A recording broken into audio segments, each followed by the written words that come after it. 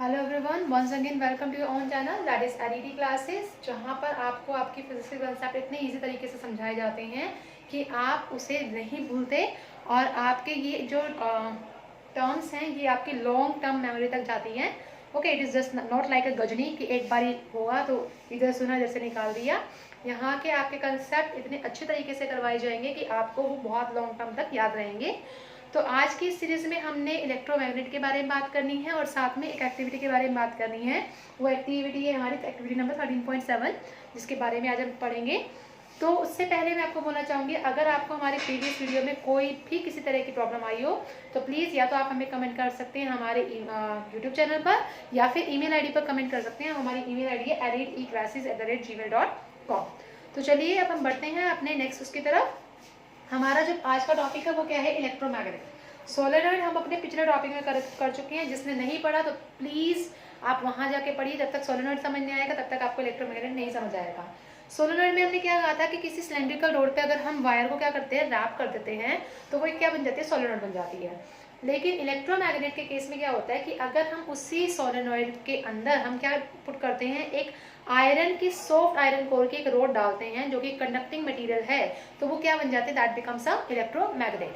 देखिए, इलेक्ट्रोमैग्नेट क्या होता है? इलेक्ट्रोमैग्नेट होता है अ soft iron core place inside a solenoid. जब हम सोलेनॉइड के अंदर क्या डालते हैं, एक सॉफ्ट आयरन कोर को डाल देते हैं, तो वो कैसे बिहेव करती है? It behaves like a powerful magnet. कैसे बिहेव करेगी? एक पावरफुल मैग्नेट की तरह।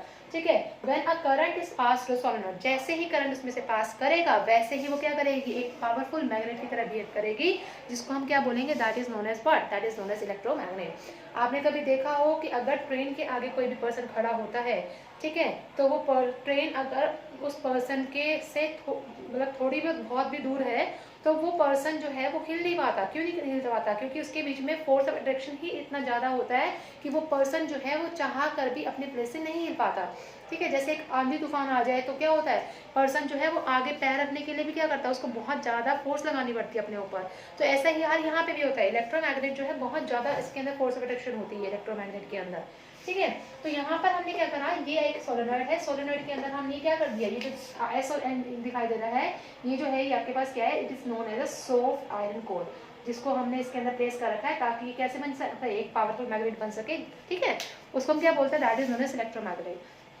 अब इलेक्ट्रोमैग्नेट कौन कौन से फैक्टर्स के ऊपर डिपेंड करता है? ठीक है, जब करंट जाएगा तो ऑब्वियसली बात है उसके अंदर साउथ पोलैरिटी और नॉर्थ पोलैरिटी दोनों होंगी। मैंने आपको सोलेनॉइड वाले टॉपिक में बताया था कि हम क्लॉक फेस रूल लगाते हैं, और क्लॉक फेस रूल में हमने स्कैन वर्ड का यूज किया था, लेकिन that is not any rule. तो स्कैनिंग वर्डिंग से मैंने आपको बताया था कि अगर क्लॉक वाइज करंट जा रहा है तो पोल कौन सा होगा? South pole. और अगर एंटी क्लॉक वाइज करंट जा रहा है तो कौन सा डायरेक्शन होगा? That is the north pole. ठीक है, तो यहाँ से ये है कि फैक्टर्स किस किस चीज के ऊपर रिस्पॉन्सिबल है इलेक्ट्रोमैग्नेट, कौन कौन से फैक्टर्स के रिस्पॉन्सिबल है कि जो मैग्नेटिक फील्ड है वो किसके ऊपर डिपेंड? नंबर ऑफ टर्न्स के ऊपर। जितनी ज्यादा नंबर ऑफ टर्न्स होंगी वायर की, रैपिंग ऑफ वायर्स की, उतनी ही ज्यादा उसकी क्या होगी? मैग्नेटिक फील्ड स्ट्रेंथ बढ़ेगी। पहला फैक्टर। दूसरा फैक्टर से क्या बोला? बी इज प्रोपोर्शनल टू आई। जितना ज्यादा इसमें से करंट पास आउट होगा, मैक्सिमम बैटरी लगा रखी है अपने, बैटरी लगाने के बाद जितना ज्यादा इसमें से करंट पास आउट होगा उतनी ज्यादा क्या होगी इसके अंदर से? जैसे आप इसमें से की को टैप करोगे, करंट पास आउट होगा, और करंट पास आउट होने की वजह से उसका मैग्नेटिक स्ट्रेंथ क्या होगा? उतना ही ज्यादा बढ़ जाएगा। And the third thing is nature of the core material. जो ये आपने कोर मटेरियल लिए है बीच में, सॉफ्ट आयरन कोर, ये जो सॉफ्ट आयरन कोर है वो क्या करेगा? आपके मैग्नेटिक फील्ड को क्या करेगा? इंक्रीज कर देगा। ठीक है, तो आपके इन तीन फैक्टर के ऊपर क्या है? आपका इलेक्ट्रोमैग्नेट डिपेंडेंट है। अब क्वेश्चन आता है कि इलेक्ट्रोमैग्नेट और टेम्पररी मैग्नेट या परमानेंट मैग्नेट में क्या डिफरेंस है आपका? ठीक है, इलेक्ट्रोमैग्नेट और परमानेंट मैग्नेट में क्या डिफरेंस होता है? पहला डिफरेंस है कि इलेक्ट्रोमैग्नेट को हम टेम्पररी मैग्नेट बोलते हैं। ठीक है, सेकंड डिफरेंस इसका क्या है आपका परमानेंट मैग्नेट का, कि ये जो है वो परमानेंटली मैग्नेटाइज होता है, इसकी मैग्नेटाइजेशन रिमूव करने के बाद भी नहीं हटती, परमानेंटली होती है। सेकेंड पॉइंट इसका है कि इलेक्ट्रोमैग्नेट जो है सबसे ज्यादा स्ट्रॉन्ग मैग्नेटिक फील्ड प्रोड्यूस करवाता है, लेकिन जो आपका परमानेंट मैग्नेट है वो बहुत ज्यादा वीकर फील्ड प्रोड्यूस करवाता है। ओके, एक बार इसको वो कर दिया तो क्या हुआ? इसका फील्ड जो है वो कम हो जाता है। उसके बाद है इसका जो मैग्नेटिक फील्ड स्ट्रेंथ है वो क्या होता है? It changes with the current और नंबर ऑफ टर्न्स। ये इसके ऊपर डिपेंड करता है, नंबर ऑफ टर्न्स या नंबर ऑफ या फिर करंट के ऊपर डिपेंड करता है कि जितना ज्यादा करंट जाएगा उतनी ज्यादा उसकी फील्ड स्ट्रेंथ क्या होगी? इंक्रीज हो जाएगी। लेकिन इस केस में ऐसा नहीं होता। इस केस में जो स्ट्रेंथ है वो करंट के साथ चेंज नहीं होती है, क्योंकि टेम्पररी परमानेंट मैग्नेट है ये। ठीक है, उसके बाद आपका क्या है, इसमें क्या बोला कि जैसे ही पोलैरिटी चेंज, करंट चेंज होगा, वैसे आपकी पोलैरिटी भी क्या हो जाएगी, चेंज हो जाएगी। तो अगर जहाँ साउथ था वो नॉर्थ हो जाएगा, जहाँ नॉर्थ था वहाँ साउथ हो जाएगा, वो करंट की चेंजेस की वजह से होगा। It means polarity changes on the changes of current. लेकिन यहाँ पर जो पोलैरिटी है वो चेंज नहीं होती। तो इलेक्ट्रोमैग्नेट और परमानेंट मैग्नेट में आई होप कि आपको डिफरेंस समझ आ गया होगा। That is the most important topic, कई बार एग्जाम में पूछा गया है बोर्ड पॉइंट ऑफ व्यू से भी, ठीक है। उसके बाद आता है आपके पास एक्टिविटी नंबर 13.7। ये एक्टिविटी बहुत बार आई हुई है पेपर में, बहुत ज़्यादा इंपॉर्टेंट एक्टिविटी है, तो उसको बहुत ध्यान से सुनिएगा। इस एक्टिविटी में इससे क्या बोला कि आपको डेमोन्स्ट्रेट करना है एग्जिस्टेंस ऑफ फोर्स के बारे में ऑन द करंट, कि जैसे ही आप करंट अप्लाई करेंगे वैसे ही डिस्प्लेसमेंट होनी चाहिए रोड की, फोर्स लगनी चाहिए उस रोड के ऊपर, ठीक है, by a current carrying conductor in the magnetic field. आपने एक रोड लिया, रोड क्या है आपके पास, ए बी है, that is a iron rod, कोई भी आपका कंडक्टिंग रोड हो सकता है, ठीक है, ए बी रोड है। उसको आपने किस से कनेक्ट कर रखा है, आपने बैटरी से कनेक्ट कर रखा है, पी से कनेक्ट कर रखा है, एक क्या कहते हैं होर्शू मैग्नेट भी है आपके पास। आपने जैसे ही करंट को टैप किया, करंट की डायरेक्शन गई, इसके अंदर जो हम रूल अप्लाई करेंगे, that rule is known as the Fleming left hand rule. और फ्लेमिंग लेफ्ट हैंड रूल हमें क्या बताता है, हमने पिछले टॉपिक में ही बात की थी, फ्लेमिंग लेफ्ट हैंड रूल हमें बताता है कि अगर stretch your thumb, four finger and the middle finger, ये आपका थंब है, फोर फिंगर है और मिडल फिंगर है, such that they are mutually perpendicular to each other. आप देख भी सकते हैं, ये इसके परपेंडिकुलर और ये इसके परपेंडिकुलर है, such that they are mutually perpendicular to each other, it means ये इसके भी परपेंडिकुलर होगा। सच दैट आप याद रखेंगे यहाँ से, ये है father mother child, father F है हेड ऑफ द फैमिली, तो F stand for force, mother M, M stand for magnetic field, child C, C stand for current. तो stretch your thumb, forefinger and the middle finger such that they are mutually perpendicular to each other. The thumb represents the direction of the force, the forefinger represents the direction of magnetic field and the middle finger represents the direction of current. Okay, आपको Fleming left hand rule ये बताता है। तो Fleming left hand rule हमने यहाँ पे apply करना है। अब जिस डायरेक्शन में भी करंट जा रहा है उस डायरेक्शन में आप अपने क्या कहते हैं इस फिंगर्स को यूज करेंगे। अब यहाँ से देखिए आप, करंट की डायरेक्शन बी से कहाँ जा रही है, ए की तरफ जा रही है, ध्यान से देखिएगा। इसका प्रोसीजर आप अपनी बुक में से लिख सकते हैं स्टेप बाय स्टेप, ठीक है। एम आपको पता चल गया, ये एम है आपका। जो आप एपरेटस रिक्वायर्ड है वो एपरेटस रिक्वायर्ड आप इस फिगर से देख सकते हैं क्या क्या चीज़ है हमारे पास, और प्रोसीजर आप लिखेंगे उसके अकॉर्डिंग, ठीक है। जो जो चीज़ आप कर रहे हैं स्टेप वाइज आप उसको प्रोसीजर में लिखेंगे, ठीक है। आपने क्या करा, अपने फिंगर्स को इस तरह से रखना है कि करंट की डायरेक्शन तो बी से ए आए और जो आपकी मैग्नेटिक फील्ड की डायरेक्शन है वो नॉर्थ से साइड जाए, यानी कि ऊपर की डायरेक्शन में।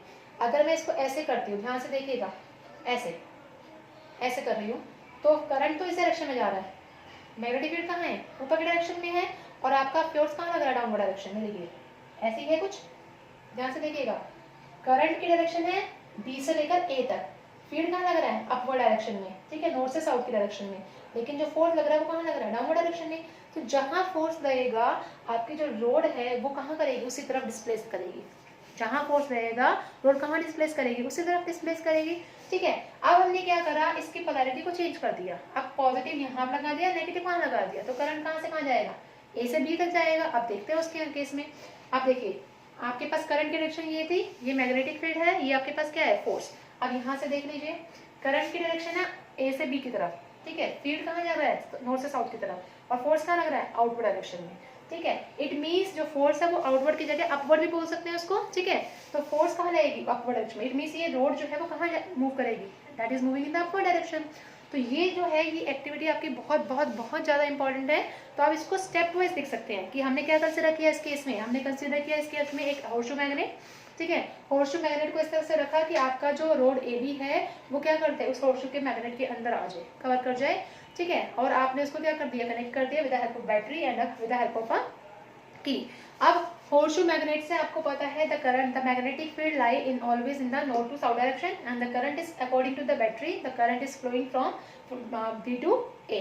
And now applying, after applying the, यहाँ पे आप इसको एल्यूमिनियम रोड का बोल सकते हैं, दिस इज एल्यूमिनियम रोड, ठीक है। और आपने क्या करा, इसके अंदर फ्लेमिंग लेफ्ट हैंड रूल लगाया, फ्लेमिंग लेफ्ट हैंड रूल से आपने क्या कर दिया, इसमें डायरेक्शन निकाल दी और फोर्स की वैल्यू निकाल दी। अब इसका ऑब्जर्वेशन और कंक्लूजन क्या निकल सकता है, ऑब्जर्वेशन और कंक्लूजन से देखा जाए तो जितना ज़्यादा करंट होगा उतना ज़्यादा मैग्नेटिक फील्ड होगा, और जितना ज़्यादा मैग्नेटिक फील्ड होगा, ठीक है, उतने ज़्यादा क्या होगा, उसके पे फोर्स लगेगा।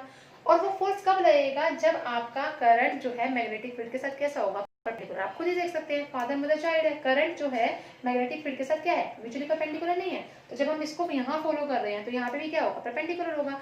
तो जब वो परपेंडिकुलर होगा तभी आपकी डिस्प्लेसमेंट लार्जेस्ट होगी, अदरवाइज आपकी डिस्प्लेसमेंट होगी ही नहीं, या फिर होगी तो बहुत मिनिमम होगी। ओके, तो ये आपकी एक्टिविटी है, ये एक्टिविटी बहुत ज़्यादा इंपॉर्टेंट है, तो प्लीज़ आप इस एक्टिविटी को बहुत अच्छे से वो करिए। ये बहुत बार आई हुई है ये activities exam point of view से, आपके board exam point of view से। और अगर आपको कहीं पे भी कोई भी प्रॉब्लम आती है तो प्लीज़ आप हमें कमेंट कर सकते हैं हमारे यूट्यूब चैनल पर, और आप कमेंट कर सकते हैं हमारे जीमेल आईडी पर, दैट इज़ eliteclasses@gmail.com। और साथ में मैं आपको बोलना चाहूँगी कि प्लीज़ आप हमें इसी तरह से सपोर्ट करते रहिए जिस तरह से अभी तक सपोर्ट कर रहे हैं। और हमें अपने आपकी ब्लेसिंग्स की बहुत बहुत बहुत ज़्यादा ज़रूरत है।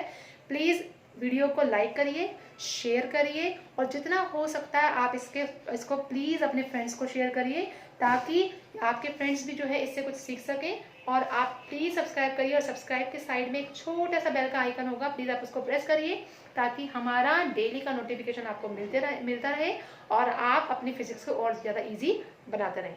तो इसके साथ मैं आपको बोलना चाहूँगी कि please stay at your home and safe at your home and study at your home. Thank you so much.